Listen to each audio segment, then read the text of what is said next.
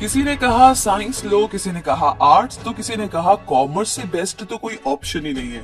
लेकिन कोई मुझसे भी तो पूछे कि मुझे क्या सब्जेक्ट लेना है, मुझे क्या पढ़ना है। लेकिन अगर कोई ये सवाल भी करे तो अगर आप कंफ्यूज्ड हैं कि इस सवाल का जवाब भी आपके पास नहीं है, तो ये वीडियो बिल्कुल आपके लिए है। इसलिए कि पढ़ाई तो हम सभी के लिए बहुत जरूरी है, ये तो आप जानते ही हैं। क्योंकि बेहतर जीवन जीने की बात हो या अच्छी नौकरी पाने की बात हो, तो दोनों ही केस में पढ़ाई बहुत इंपॉर्टेंट है। और वैसे भी हर माँ बाप अपने बच्चों को अच्छी से अच्छी एजुकेशन देना चाहते हैं, इसीलिए तो बच्चों को स्कूल भेजते हैं ताकि आगे जाकर के वो अपनी लाइफ में सक्सेसफुल बन सके। लेकिन बहुत से स्टूडेंट 10th के बाद कंफ्यूज हो जाते हैं कि क्या करें और क्या ना करें।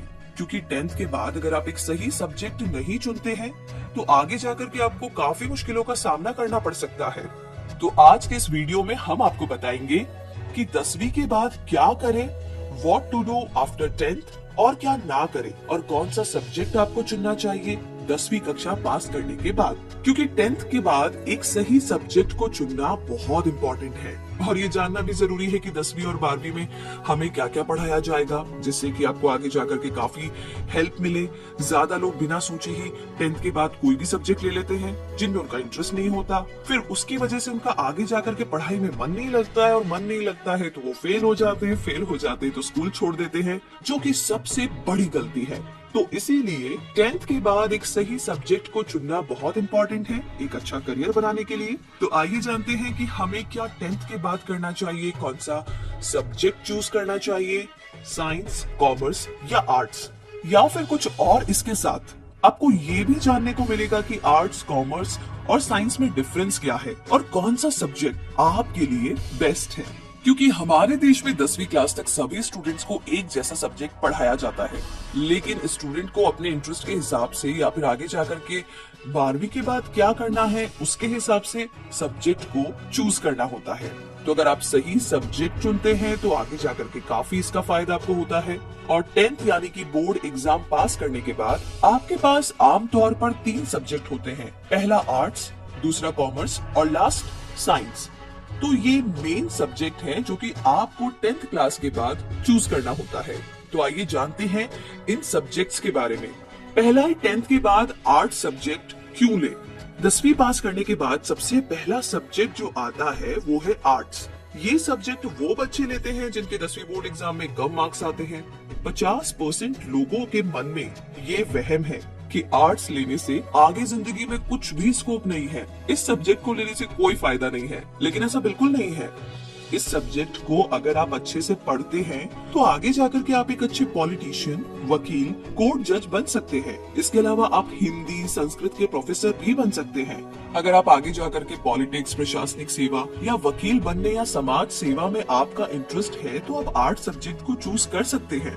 अब अगला सवाल कि आर्ट्स में क्या क्या सब्जेक्ट हैं। तो अगर आपको आर्ट्स सब्जेक्ट पसंद है और आप अपनी आगे की पढ़ाई आर्ट्स में करना चाहते हैं, तो इससे पहले ना आपको ये पता होना चाहिए कि आपको इस आर्ट्स स्ट्रीम में कौन कौन से सब्जेक्ट मिलेंगे। चलिए जानते हैं। पहला है हिस्ट्री। आर्ट्स में सबसे पहला सब्जेक्ट जो आता है वो है हिस्ट्री, यानी कि इतिहास, जो कि थोड़ा सा बोरिंग है जिनका इंटरेस्ट नहीं है उनके लिए। लेकिन अगर आपको इसमें इंटरेस्ट है तो आप आर्ट्स स्ट्रीम का चुनाव कर सकते हैं। इसमें आपको पुराने समय के बारे में ज्यादा से ज्यादा नॉलेज मिलेगी और बहुत मजा भी आएगा। दूसरा है इंग्लिश। इस सब्जेक्ट में आपको इंग्लिश ग्रामर सिखाई जाती है, लिटरेचर है, बहुत सारी और भी चीजें। तो अगर आप अपनी इंग्लिश को इम्प्रूव करना चाहते हैं और साथ ही इस फील्ड में और आगे बढ़ना चाहते हैं तो आप इस सब्जेक्ट को चूज कर सकते हैं।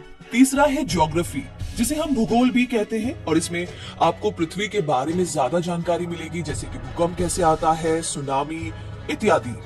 साइकोलॉजी। इस सब्जेक्ट के अंदर आपको मनुष्य के दिमाग और उसके बिहेवियर के बारे में काफी सारे रोचक तथ्य और काफी सारी स्टडीज जानने को मिलेगी।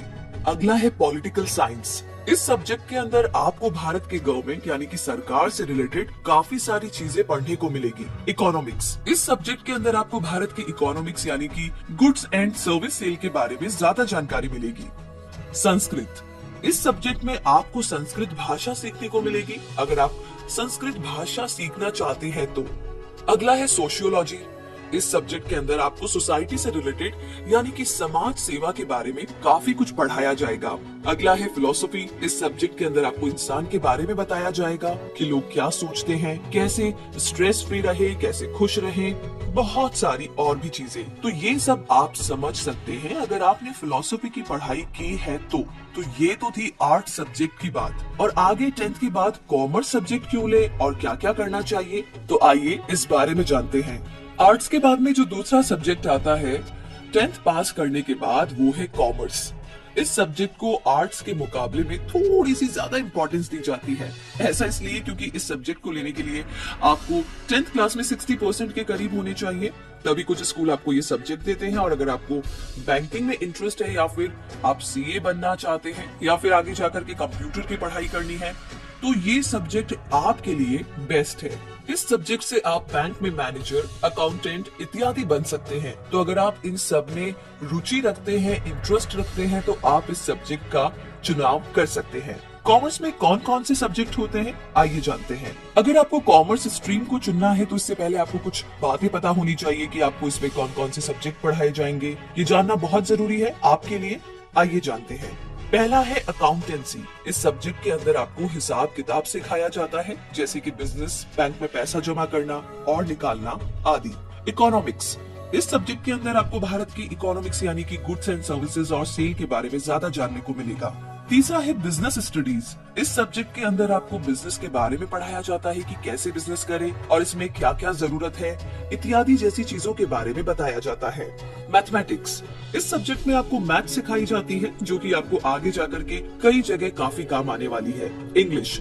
इस सब्जेक्ट में आपको इंग्लिश ग्रामर सिखाई जाती है, जिससे कि आप अपनी अंग्रेजी को और अच्छा इम्प्रूव कर सकते हैं। तो ये हुई कॉमर्स की बात। अब आगे करते हैं साइंस की बात कि साइंस को क्यों ले और इसे करने से क्या क्या बन सकते हैं। तो बात ऐसी है कि कॉमर्स सब्जेक्ट के बाद में लास्ट सब्जेक्ट साइंस आता है और इसे काफी ज्यादा इंपॉर्टेंस दी जाती है, यानी इस सब्जेक्ट की डिमांड आगे जाकर के काफी ज्यादा है। ये सब्जेक्ट वही बच्चे लेते हैं जो पढ़ाई में ज्यादा इंटेलिजेंट होते हैं, क्योंकि ये सब्जेक्ट पढ़ना थोड़ा मुश्किल है।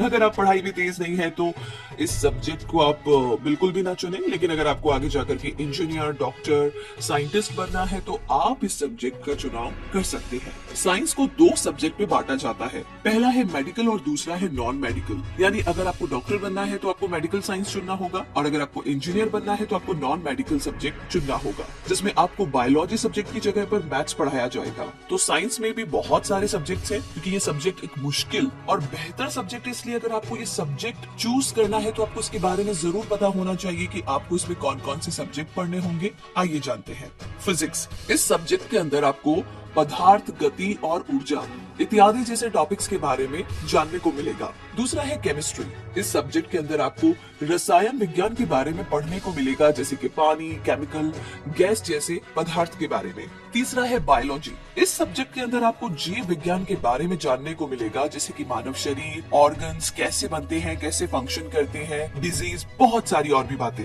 अगला है मैथमेटिक्स। इस सब्जेक्ट में आपको मैथ सिखाया जाता है, जो कि आपको आगे जाकर के कई जगह काफी काम आने वाली होती है। Computer science. इस सब्जेक्ट के अंदर आपको कंप्यूटर के बारे में पढ़ाया जाएगा कि कंप्यूटर क्या है, सॉफ्टवेयर कैसे बनते हैं, इंटरनेट इत्यादि। अगला है बायोटेक्नोलॉजी। इस सब्जेक्ट के अंदर आपको बायोटेक्नोलॉजी के बारे में पढ़ाया जाता है, जैसे कि बायोलॉजिकल सिस्टम, लिविंग ऑर्गेनिज्म इत्यादि।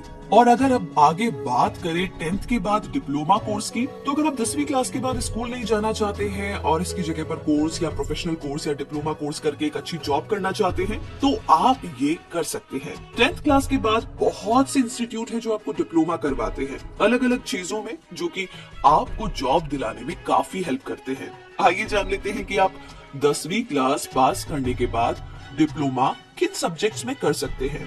पहला है 10th के बाद पॉलिटेक्निक में डिप्लोमा कर सकते हैं। जी हाँ, 10वीं क्लास पास करने के बाद अगर आप स्कूल नहीं जाना चाहते, डायरेक्ट कॉलेज करना चाहते हैं, तो पॉलिटेक्निक आपके लिए काफी अच्छा ऑप्शन है। ये एक इंस्टीट्यूट है जो कि आपको डिप्लोमा करवाते हैं, जैसे कि fashion designing, computer hardware, automobile, electronic engineering, mechanical engineering इत्यादि जैसे कई सब्जेक्ट में आपको डिप्लोमा करवाते हैं, और इसके बाद डायरेक्ट जॉब भी कर सकते हैं, या फिर आप बैचलर डिग्री की पढ़ाई भी कर सकते हैं इसके बाद।